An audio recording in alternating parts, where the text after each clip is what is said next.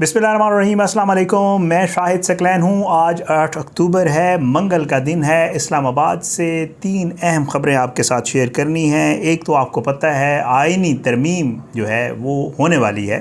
हुकूमत ने पहले कोशिश की लेकिन अब कुछ अहम मामलात आ गए हैं। एक तो SCO है, सऊदी अरब का एक डेलीगेशन आ रहा है, उसकी वजह से, और फिर तहरीक इंसाफ के एहतजाज की वजह से ये आइनी तरमीम जो है, और नंबर पूरे ना होने की वजह से ये आइनी तरमीम ताख़ीर का शिकार है। इसके ऊपर मौलाना फजलुर रहमान को कल बुलाया गया और मौलाना फजलुर रहमान को नाम तो फ़लस्तीन का था। एक ऑल पार्टीज़ कॉन्फ्रेंस हुई और उसमें मुलाकात हुई जिसमें वाहिद जो मामला और बातचीत जो डिस्कस की गई वो यही आइनी तरमीम वाली थी। और मौलाना फजलुर रहमान साहब को ज़रा ये बताते हैं कि बहुत अच्छे पैकेजेस ऑफ़र किए गए और नवाज़ शरीफ साहब को ना चाहते हुए भी लाहौर से बुलाया गया। वो नहीं आना चाह रहे थे, ये भी ख़बरें हैं। वो आए यहाँ पे, उन्होंने मुलाकात की मौलाना फजलुर रहमान के साथ और उसके बाद वो मरी चले गए। कोशिश ये की जा रही है कि किसी तरीके से ये आइनी तरमीम बिलावल भुट्टो ज़रदारी साहब ख़ुद कह चुके हैं बारहा के 25 अक्टूबर से पहले मंजूर करवा ली जाए। मौलाना फजलुर रहमान साहब ने कहा कि मैंने अपना एक मुसवदा तैयार किया हुआ है, उस मुसवदे को मौलाना फजलुर रहमान साहब कल जो है वो सहाफ़ियों के सामने भी लाएंगे, लेकिन मैं अब की वीडियो में आपको उसके चंद नुकात बता देता हूँ उसमें क्या कुछ है। एक तो आज की इस वीडियो में ये बात करेंगे। दूसरा जनाब इस मामले पे कि अब काजी फ़ाइज़ ईसा साहब का चैप्टर क्लोज़ हो गया। काजी फ़ाइज़ ईसा साहब अब मज़ीद सुप्रीम कोर्ट में भी नहीं होंगे और आइनी अदालत अगर बन गई आइनी तरमीम के बाद तो उसके चीफ जस्टिस भी नहीं होंगे। ये भी खबर है क्या, इसके हवाले से बात करेंगे। और तीसरा मामला है नंबर गेम पूरी करने के लिए हुकूमत पूरी कोशिशें कर रही है। अभी तक नंबर गेम कंप्लीट नहीं है, कौमी असम्बली में भी कंप्लीट नहीं है, सेनेट में भी नहीं है।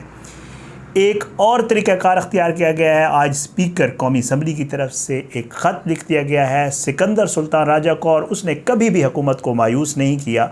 सुप्रीम कोर्ट का फ़ैसला कई महीनों तक नहीं माना जाता, लेकिन अगर स्पीकर ख़त लिख दे तो सिकंदर सुल्तान राजा ख़ुद इजलास बुला लेता है और कल एक इजलास बुला लिया गया है। उम्मीद यही है कि मखसूस नशिस्तें एक बार फिर बंदर बाट उनकी होने जा रही है। आज की इस वीडियो में इन 3 मामलात के ऊपर बात करेंगे। सबसे पहले एक्सक्लूसिव चीज़ जो मेरे पास आई है वो आपके साथ शेयर करूंगा, और वो है मौलाना फजलुर रहमान साहब की बनाई हुई आइनी तरमीम का जो मुसवदा है, जो तकरीबन 23 से 29 नुकात बताए जा रहे हैं कि उसके ऊपर मुश्तमिल है। जो मुझे पता चला अब उसमें है क्या कुछ।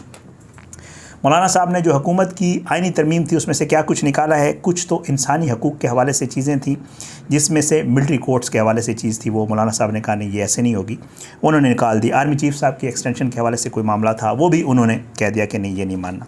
और उसके अलावा जो है उन्होंने 1-2 और चीज़ें निकाल के जो उन्होंने चीज़ें डाली हैं, जो तजावीज़ हैं, वो मैं आपको बता देता हूँ। एक तजवीज़ तो उन्होंने दी है कि जी जो इस्लामी नज़रियाती कौंसल है, जो भी आइनी तरमीम होगी या कानून बनेगा तो पहले भाई इस्लामी नज़रियाती कौंसल के पास जाएगा। वो अगर कहेगी कि ये आइन से इस्लाम से वो है मुतसादिम नहीं है तो फिर जाएगा असम्बली में पास होगा या जो भी मामला होगा। इसके अलावा कोई सीन नहीं है। मौलाना साहब ने तजवीज़ दी है, ये तजवीज़ है, हर कोई अपनी तजवीज़ देता है, फिर उसमें से पिक एंड चूज़ होता है। आपको पता है सारे मामला ऐसे ही होते हैं। मौलाना साहब ने कहा है कि जी आइनी अदालत नहीं बनेगी। मौलाना साहब कहते हैं कि जो आइनी अदालत वाला कह लें, आइनी अदालत नहीं होगी, आइनी बेंच बनेगा। ये 5 रुकनी बेंच होगा जिसके सरबराह chief justice of supreme court होंगे। यानी कि वो जो कहा जा रहा है एक अलग अदालत बनेगी, काजी फ़ाइज़ ईसा साहब उसके जज होंगे, वो वाला मामला नहीं है। मौलाना साहब कह रहे हैं नो ऐसा नहीं है। मौलाना साहब ये कह रहे हैं कि आपने एक बेंच बनाना है 5 रुकनी, और उसके जो सरबराह होंगे वो जो भी हों चीफ जस्टिस, जैसे मंसूर अली शाह साहब का कहा जा रहा है अगले चीफ जस्टिस वो हैं, तो अगर वो बनेगा तो फिर चीफ जस्टिस मंसूर अली शाह साहब जो है वो उसके कमिंग चीफ जस्टिस जो हैं वो उसके सरबराह होंगे। ये मौलाना साहब की तजवीज़ है। एक और मौलाना साहब की तजवीज़ जो है वो है अदलिया के जजेस के तकर्री के हवाले से। पहले ये होता था कि जजेस जो है चीफ जस्टिस ऑफ पाकिस्तान जजेस के नाम देते थे, पार्लिमानी कमेटी जो है वो एक होती थी, मौजूद होती थी, लेकिन वो हर हाल में उन्हीं को ही ओके करके तो वो जजेस लग जाते थे। मौलाना साहब का जो है वो तजवीज़ है वो ये है कि जो पार्लिमानी कमेटी है उसके पास ये अख्तियार होगा कि वो किसी भी जज का नाम निकाल सकेगी या डाल सकेगी। ये मौलाना साहब ने तजावीज़ जो अभी तक जो मुझे पता चली हैं, कल ये मज़ीद सामने आ जाएंगी तो उम्मीद है इंशाल्लाह मज़ीद भी क्लियर हो जाएगा। उम्मीद है इंशाल्लाह जो मुझे पता चली हैं उनमें ये तरामीम जो है वो मौलाना साहब की तरफ से दी गई हैं। अब इसमें तमाम जमातें एक दूसरे के साथ मुसवदा शेयर करेंगी, नून लीग, पीपल्स पार्टी और मौलाना फजलुर रहमान साहब, और फिर कोई एक उसमें से इत्तफ़ाक़ होगा, जो कि मेरी इत्तलात ये है कि 21 अक्टूबर के आसपास जो है एक बार फिर असम्बली का इजलास और सेनेट का इजलास बुला के पास करवाने की कोशिश की जाएगी। इतलात के मुताबिक असम्बली में नंबर पूरा करने की हर मुमकिन कोशिश की जा रही है, लेकिन सेनेट में नंबर अभी भी कम हैं और अभी तक कम हैं, जिनके पूरा होने के बहुत कम चांसेस हैं।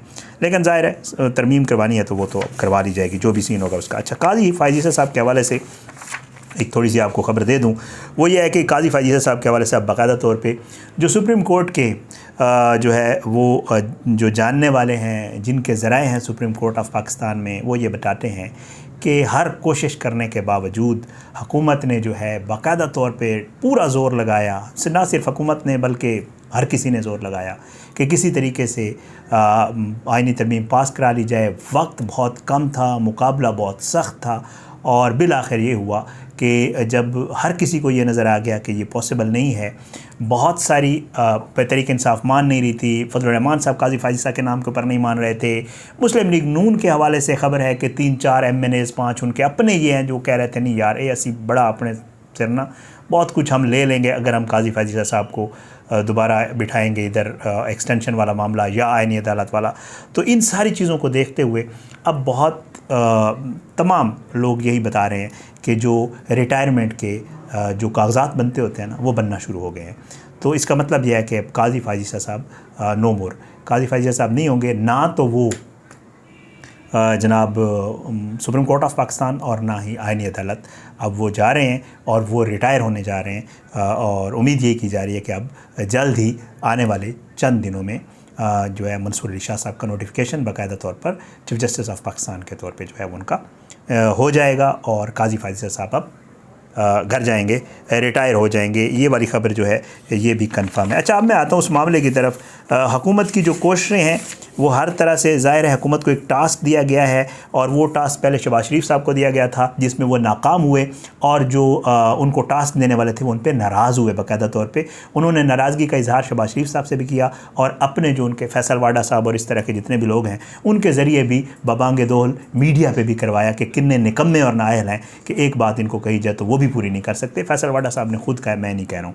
तो बहरहाल ये सारी चीज़ें हुई। फिर जब उनको ये लगा कि शायद ये नहीं करवा पाएंगे शहबाज शरीफ साहब, तो बिलावल के नाजुक और नातवा कंधों के ऊपर ये बोझ डाल दिया गया कि और जरदारी साहब को कह दिया गया कि आप बिलावल को कहें और बिलावल कोशिश करें कि आइनी तरमीम जो है वो उसको तमाम पार्टीज़ को इसके ऊपर इकट्ठा किया जाए और किसी तरीके से एक तरफ तो वो मामला चल रहा है, नंबर पूरे करने किए जा रहे हैं, हर तरीके से कोशिश की जा रही है कि वहाँ नंबर गेम पूरी हो, वहाँ से भी कोशिश की जा रही है और दूसरी कोशिश आज की गई है मखसूस नशिस्तों से नंबर पूरे करने की। और वो ये है कि आपको याद होगा जो हमारे कौमी असम्बली के स्पीकर हैं जनाब एयाज सादिक साहब, उन्होंने पहले भी एक ख़त लिखा था इलेक्शन कमीशन ऑफ पाकिस्तान को, उन्होंने आज फिर एक और ख़त लिखा है इलेक्शन कमीशन ऑफ पाकिस्तान को। स्पीकर पंजाब असम्बली मलिक अहमद ख़ान साहब ने पहले एक ख़त लिखा था, ख़बरें ये हैं कि उन्होंने भी एक और ख़त लिखा है और जो सिंध की असम्बली है वहाँ से भी स्पीकर की तरफ से ख़त लिखा गया। और आपको पता है इन तीनों जगहों के ऊपर जो है वो मुस्लिम लीग नून और पीपल्स पार्टी मौजूद हैं जिनकी ये ख्वाहिश है कि किसी तरह नंबर पूरे हों और उसके बाद आइनी तरमीम कर दी जाए। ख्वाहिश है या नहीं है, चाहते हुए या ना चाहते हुए करवानी तो है। तो इस वजह से जो है उन्होंने एक बार फिर ख़त लिखा है और सिकंदर सुल्तान राजा साहब ने जिस तरह इंतखाबात से लेकर बल्कि इंतखाबात के पहले से लेकर आज तक जिस तरह सहूलतकारी की है इन सारे मामलात में, एक बार फिर इस मामले के ऊपर मखसूस नशिस्तों वाले मामले के ऊपर उन्होंने हर कोशिश की कि किसी तरह, बल्कि उन्होंने तो एक दफ़ा बांट भी दी थी ना, वो तो वापस आ गई, जो पता नहीं उनके लिए बड़ा मुश्किल था। ज़ाहिर है वो चाह रहे थे पीपल्स पार्टी, नून लीग, JUIF जितने भी लोग हैं मखसूस नशिस्तें उनको दे दी जाएँ और फिर उन्होंने दे भी दी। लेकिन अब की बार जब सुप्रीम कोर्ट का फ़ैसला आया है उसके बाद सिकंदर सुल्तान राजा साहब ने 7 इजलास बुलाए और उन 7 इजलास में उन्होंने हर मुमकिन कोशिश की, उन्होंने मशवरे किए अपने जो उनके मेंबर्स हैं उन सब से और उनसे पूछा कि किस तरह ये सीटें, ये मखसूस नशिस्तें किस तरह मैं दे दूँ इन पॉलिटिकल पार्टीज़ को। उसमें से 2 मेंबरान के हवाले से कहा जा रहा है कि वो बार बार उनको ये कहते थे कि अगर हम ये करेंगे तो ये तौहीन अदालत होगी, अगर हम ये करेंगे तो ये खिलाफ आइन होगा, ये खिलाफ कानून होगा। इस वजह से 7 के करीब जो इजलास हैं वो बिला नतीजा ख़त्म हुए और कल 8वां इजलास बुलाया है सिकंदर सुल्तान राजा ने इन्हीं मखसूस नशिस्तों के मामले के ऊपर, क्योंकि स्पीकर्स की तरफ से ख़त आ गए हैं और एक बार फिर मुकाबला सख्त है, वक्त कम है और सिकंदर सुल्तान राजा साहब के कंधे के ऊपर एक और ज़िम्मेदारी डाल दी गई है कि बाँटें, जल्दी बाँटें और जल्द से जल्द इस काम को पूरा करें ताकि आगे जो मामलात हमने ठीक करने हैं वो कर सकें। अब सिकंदर सुल्तान राजा साहब 8वें इजलास में इसके ऊपर क्या फ़ैसला करते हैं, क्या कल का जो है वो इजलास वो भी बेनतीजा ख़त्म हो जाएगा या उसमें कोई नतीजा निकल पाएगा, ये कल आने वाले दिन पता चल जाएगा। लेकिन जो वाकिफ़ान हाल हैं वो ये बताते हैं कि अगर सिकंदर सुल्तान राजा इस चीज़ में कामयाब हो भी गए और उन्होंने सूबों में और वफाक में मखसूस नशिस्तें दे भी दी तो आइनी तरमीम का मंजूर होना अब भी मुश्किल ही नज़र आता है और उसकी बहुत सारी वजूहात हैं, उसके ऊपर किसी और वीडियो में बात करेंगे। आज की वीडियो से इतना ही, आने वाली किसी वीडियो तक ले इजाज़त है। अपनी दुआ में याद रखा करें जी। अल्लाह सबको अपने हिफ्ज़-ओ-अमान में रखे, अल्लाह पाकिस्तान का हामी नासिर हो। पाकिस्तान जिंदाबाद। अल्लाह हाफ़िज़।